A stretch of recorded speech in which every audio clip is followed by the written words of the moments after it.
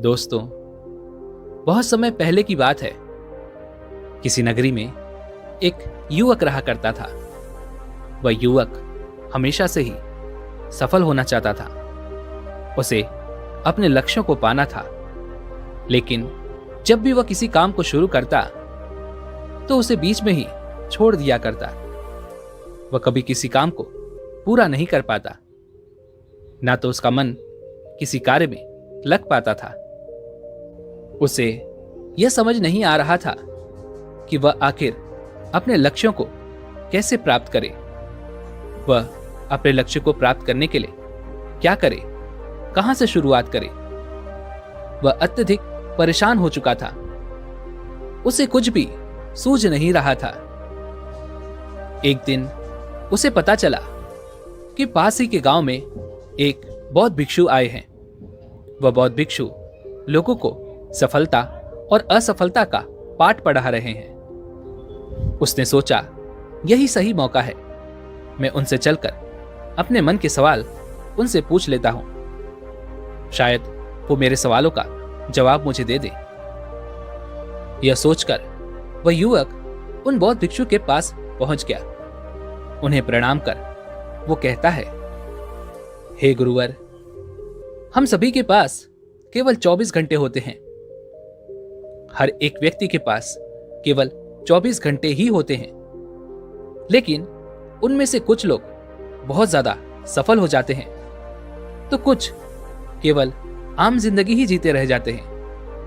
और अपने इस सामान्य जीवन को जीते जीते वह एक दिन इस जीवन को अलविदा कह देते हैं। वहीं पर दूसरी तरफ जो लोग इन 24 घंटों का इस्तेमाल करके सफलता प्राप्त कर लेते हैं, लोग इनकी इज्जत करते हैं, इनका सम्मान करते हैं, इनकी तरह बनना चाहते हैं, इन्हें अपना आदर्श मानते हैं। ऐसा क्यों? आखिर सफल और असफल लोगों में क्या फर्क है? आखिर हैं तो दोनों इंसान ही। फिर आखिर ये दोनों इतने अलग क्यों हो जाते हैं? वह बौद्ध भिक्षु उस युवक की सारी बातें ध्यानपूर्वक सुन रहे थे। सारी बातें सुनने के बाद वो मुस्कुराने लगे और उस युवक से कहते हैं, भंते, सफल और असफल लोगों में केवल एक ही फर्क होता है, वह है उनकी आदत। तुमने देखा होगा कि जो व्यक्ति एक सामान्य जीवन जी रहा है, वह अपने जीवन में किस तरह की कार्य करता है। वह छोटे छोटे कार्यों को चुनता है। वह आसान रास्ते चुनता है ताकि उसे कम मेहनत करनी पड़े और उसका काम भी आसानी से हो जाए। एक सामान्य जीवन जीने वाला व्यक्ति कभी भी अपने जीवन में उन चुनौतियों को स्वीकार नहीं करता जिससे उसे हारने का डर महसूस होता है, जिससे उसे लगता है कि यदि मैं हार गया तो लोग क्या कहेंगे। लोग मेरे ऊपर हंसेंगे, मेरा मजाक उड़ाएंगे, मेरे बारे में न जाने क्या क्या कहेंगे। और वहीं पर एक सफल व्यक्ति हमेशा चुनौतियों को चुनता है। वह मुश्किल रास्तों को चुनता है। उसकी पूरी दिनचर्या एक अनुशासन के साथ चलती है, जिस कारण वह सफल हो पाता है, अपने जीवन में उन कामयाबियों को हासिल कर पाता है। लेकिन दुर्भाग्यवश हम में से अधिकांश लोग जाने अनजाने अपने आसपास के लोगों से इतना ज्यादा प्रभावित हो जाते हैं कि वह उनकी ही दिनचर्या अपना लेते हैं, जैसे कि उनके आसपास का समाज, उनके माता पिता, उसका परिवार जिस प्रकार की दिनचर्या में अपना जीवन व्यतीत कर रहा होता है, वह उसी दिनचर्या को अपनी दिनचर्या बना लेते हैं। जब एक छोटा बच्चा उस माहौल में जन्म लेता है तो वह भी उस दिनचर्या का एक हिस्सा बन जाता है। वह भी अपने बड़े होने के साथ उन दिनचर्याओं को अपना लेता है। और ऐसे इंसान कभी भी अपने जीवन में उन बड़े लक्ष्यों को हासिल नहीं कर पाते, क्योंकि ऐसे लोग जिस समाज में जी रहे होते हैं, इनके आसपास के लोग छोटे मोटे काम करके ही अपना जीवन व्यतीत करते हैं। इन्हें चुनौतियां पसंद नहीं होती और इसी प्रकार का जीवन जीते जीते ये अपना जीवन इसी तरह से व्यतीत कर देते हैं। ऐसे लोगों के जीवन में किसी प्रकार का कोई भी चमत्कारिक बदलाव कभी नहीं होता, क्योंकि वे अपनी आदत में कभी कोई बदलाव ला ही नहीं पाते। लेकिन यदि इन्हें अपने जीवन में ऐसा कोई चमत्कारिक बदलाव लाना है तो उन्हें अपनी आदतों को बदलना होगा। उन्हें अपनी असफल आदतों को सफल आदतों से परिवर्तित करना होगा, अपनी दिनचर्या को बदलना होगा। तभी वे एक दिन अपने उन लक्ष्यों को हासिल करने में सफल हो पाएंगे। तभी वे उन कामयाबियों को हासिल कर पाएंगे। उन बौद्ध भिक्षु की यह बात सुनकर वह युवक उन बौद्ध भिक्षु से कहता है, हे गुरुवर, तो क्या आप मुझे बता सकते हैं कि मैं क्या करूं? मैं भी अपने समय को काटता रहता हूं। मेरा भी मन सभी कामों में नहीं लग पाता। मैं सफल होना चाहता हूं, कामयाब होना चाहता हूं, लेकिन मुझे कठिन चुनौतियां पसंद नहीं। मैं भी आसान रास्तों को ही चुनता हूं, जिससे मेरा काम आसानी से और सरलता से पूरा हो सके।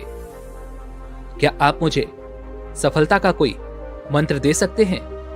क्या आप मुझे कुछ ऐसा बता सकते हैं जिसे मैं अपने जीवन में उतारकर सफल हो सकूं?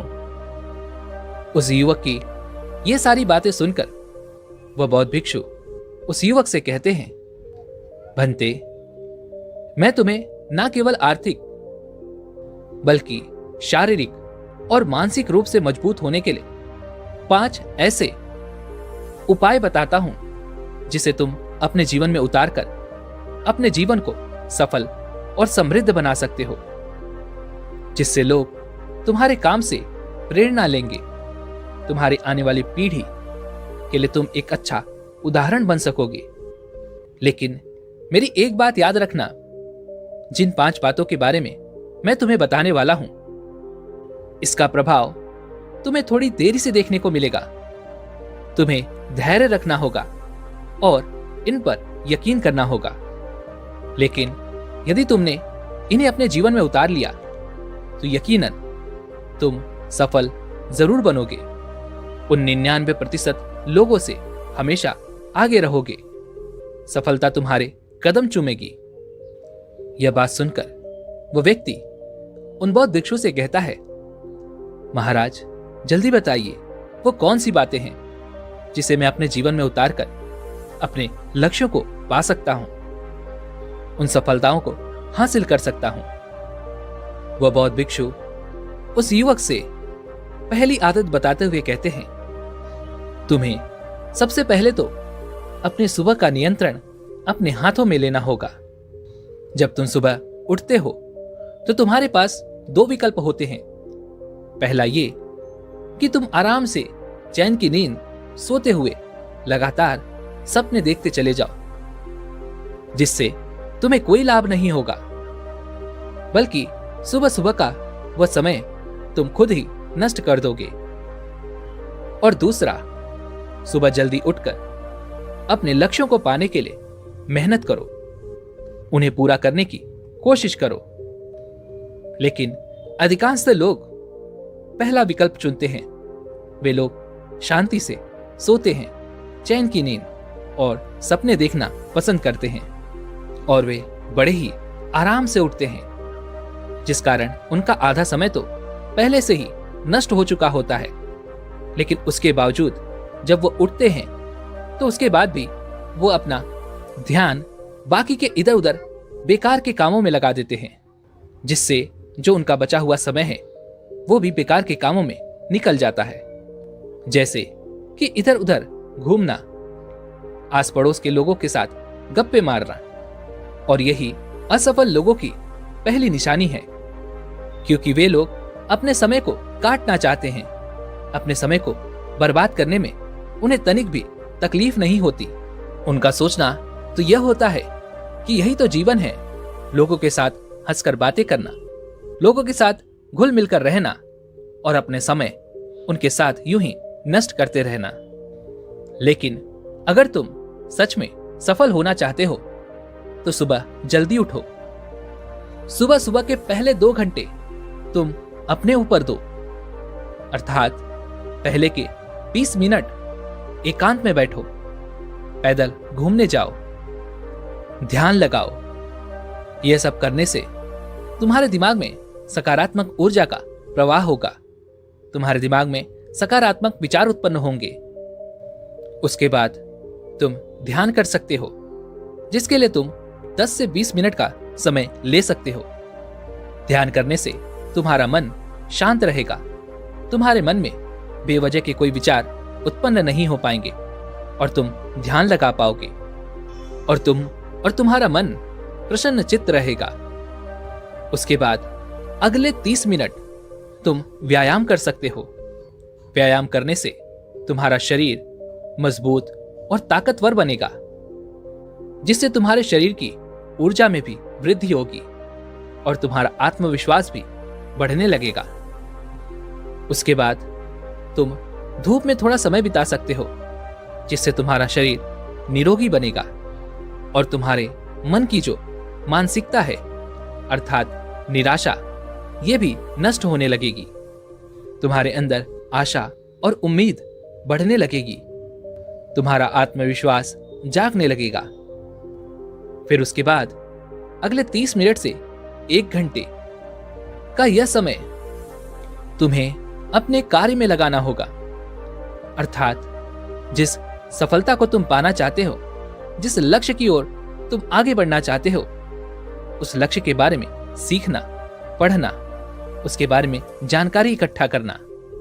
जिस क्षेत्र में तुम सफल होना चाहते हो, उसके लिए तुम रोज सुबह 1 घंटा अभ्यास करो। अपना यह समय उन कार्यों में लगाओ जिन कार्यों को करने से तुम अपने लक्ष्य की ओर आगे बढ़ सकते हो।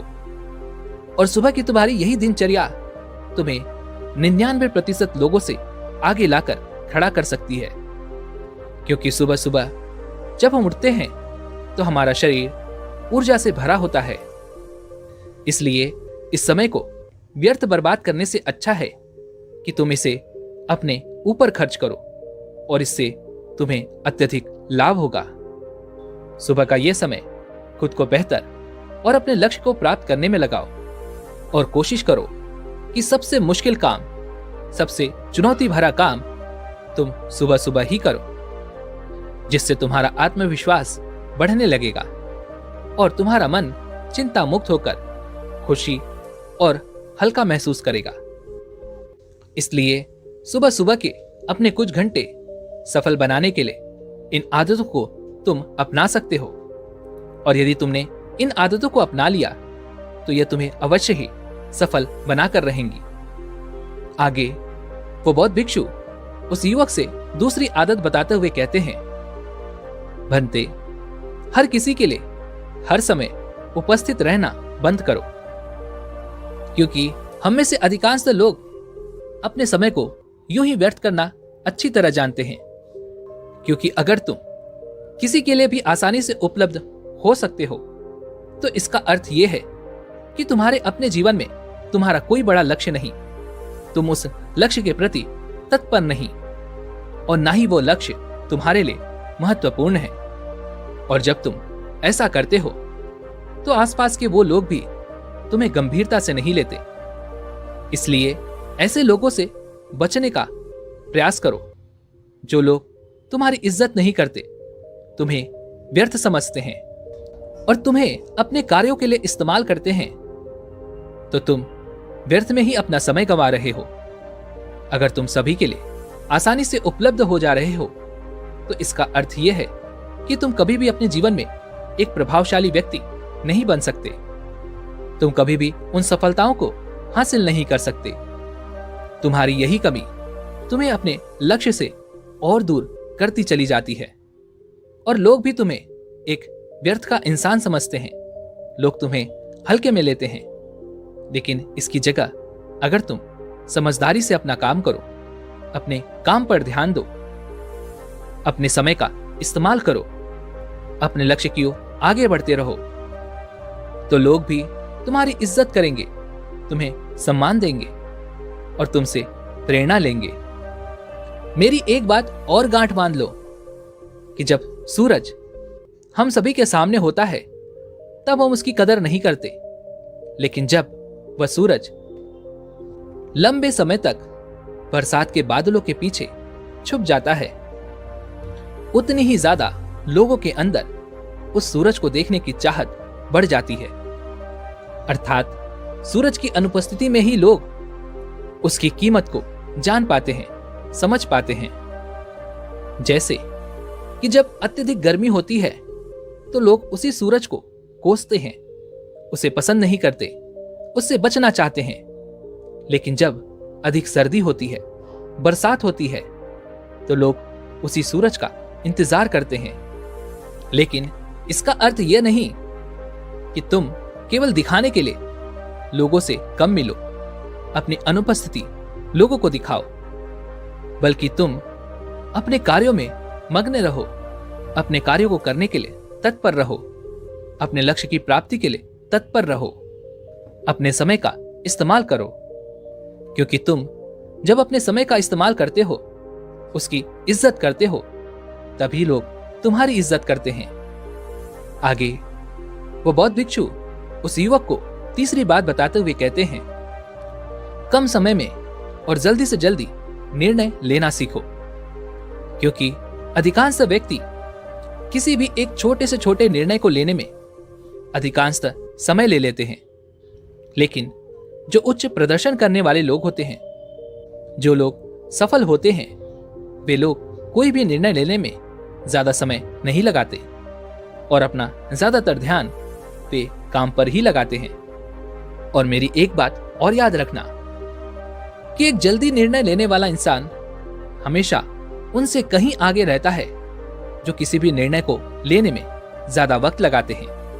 क्योंकि एक सफल व्यक्ति कभी भी किसी कार्य के लिए निर्णय लेने में समय नहीं लगाता, बल्कि वह अपना समय उस निर्णय को सही करने में लगाता है। और यदि उसे लगता है कि उसका निर्णय गलत हो गया है, तब भी वो अपनी योजनाओं को बदलने में देरी नहीं करता। इसलिए निर्णय लेने में समय ना व्यतीत करो, बल्कि उस निर्णय को सही करने में अपना समय दो। जबकि एक असफल इंसान निर्णय लेने में ही ज्यादा समय देता है, क्योंकि उसे लगता है कि यदि मैं सोच समझकर निर्णय लूंगा तो अवश्य ही सफल हो जाऊंगा। लेकिन जितना समय वह निर्णय लेने में लगाता है, यदि उतना ही समय वह उस निर्णय को सही करने में लगाए, तो वह अवश्य ही सफल हो सकता है। इसलिए निर्णायक बनो, तुरंत निर्णय लो, क्योंकि तुरंत निर्णय लेने की काबिलियत आपको एक बहुत बड़ी ताकत देती है। बिना यह सोचे समझे कि जो निर्णय मैं ले रहा हूं क्या वह 100% सही होगा या नहीं, बल्कि आप चाहें तो जल्दी जल्दी निर्णय ले सकते हैं। और यदि आपको जरूरत लगे तो आप अपनी नीतियों में बदलाव कर सकते हैं। लेकिन एक असफल इंसान यह सोचता है कि यदि उसने गलत निर्णय ले लिया तो उसे उसी निर्णय पर कायम रहना होगा। जबकि एक सफल इंसान निर्णय लेने के बाद यदि उसे जरूरत पड़ती है तो वह अपनी नीतियों में बदलाव करने में कोई देरी नहीं करता।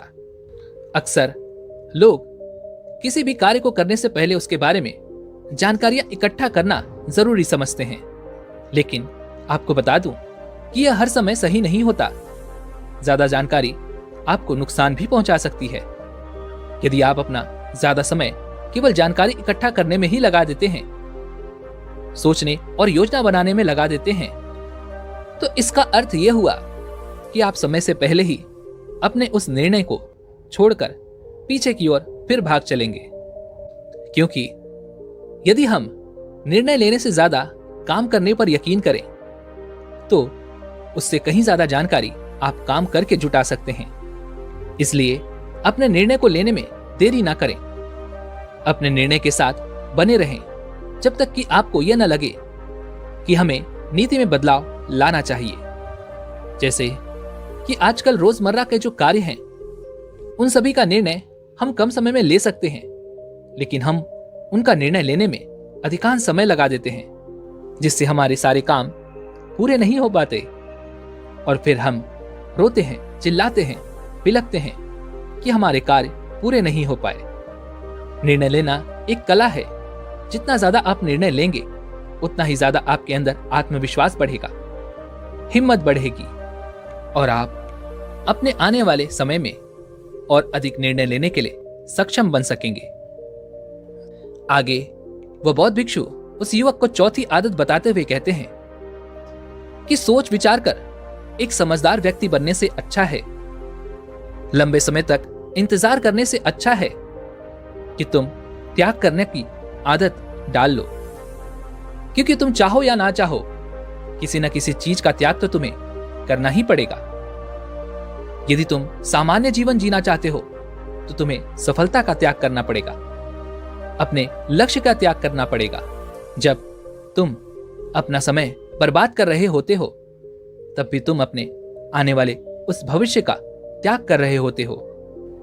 इसलिए तुम्हें उन गलत चीजों को छोड़ना आना चाहिए, तभी तुम अपने जीवन में सफल हो पाओगे। कई बार तो ऐसा भी समय आएगा कि तुम्हें अपने उन पसंदीदा मित्रों को भी त्यागना होगा जो तुम्हारा समय नष्ट करते हैं, व्यर्थ ही बर्बाद करते हैं। जब तुम ऐसा करोगे तो तुम्हारा मन तुमसे यही कहेगा कि इन खुशियों को क्यों छोड़ रहे हो। लेकिन वास्तविकता तो यही है कि तुम्हें अपने आज के आराम को छोड़ना ही होगा ताकि तुम्हारा भविष्य आरामदायक हो सके। अपनी आज की खुशियों का त्याग करना होगा ताकि आने वाला भविष्य खुशियों से भर सके। लेकिन इसका अर्थ यह भी नहीं है कि तुम हमेशा त्याग ही करते रहो और तुम्हारा पूरा जीवन नीरस हो जाए। यह त्याग केवल कुछ समय के लिए है। जब एक बार तुम अपने लक्ष्य को पालोगे, उन सफलताओं को हासिल कर लोगे, तब तुम्हें इतने त्याग करने की कोई जरूरत नहीं पड़ेगी। लेकिन समस्या तो यहां पर यह है कि अधिकांशतः लोग अपने त्याग के बदले तुरंत ही सफलता पाना चाहते हैं। लेकिन मेरी एक बात याद रखना, त्याग करने का दूसरा अर्थ यह भी है कि त्याग करके तुम एक इंसान के रूप में अपनी उस सर्वोच्चतम क्षमता तक पहुंच सकते हो, अपने उन लक्ष्यों के काबिल बन सकते हो, अपने उन सपनों को पूरा कर सकते हो। इसलिए अपने जीवन में त्याग करना भी आवश्यक है। आगे वो बौद्ध भिक्षु उस युवक को पांचवी बात बताते हुए कहते हैं, जितनी भी बातें, जितनी भी आदतें मैंने तुम्हें अभी तक बताई हैं, वे सभी बेमतलब हो जाएंगी यदि तुम अनुशासित नहीं हो। अपने अंदर अनुशासन पैदा करो। एक सफल इंसान अनुशासन के महत्व को जानता है, समझता है और उसकी कदर भी करता है। लेकिन एक असफल इंसान अनुशासन को एक जेल की भांति मानता है जिसके अंदर वह कैद होकर रह जाता है। इसलिए वह अनुशासित न होकर बल्कि अपने इस जीवन को खुलकर जीने का प्रयास करता है और इसके महत्व को कभी समझ नहीं पाता। अनुशासन की बातें करना और इसे अपने जीवन में उतारना दोनों बहुत अलग हैं। लेकिन एक अनुशासित जीवन जीना इतना मुश्किल भी नहीं जितना कि हमें दिखाई पड़ता है।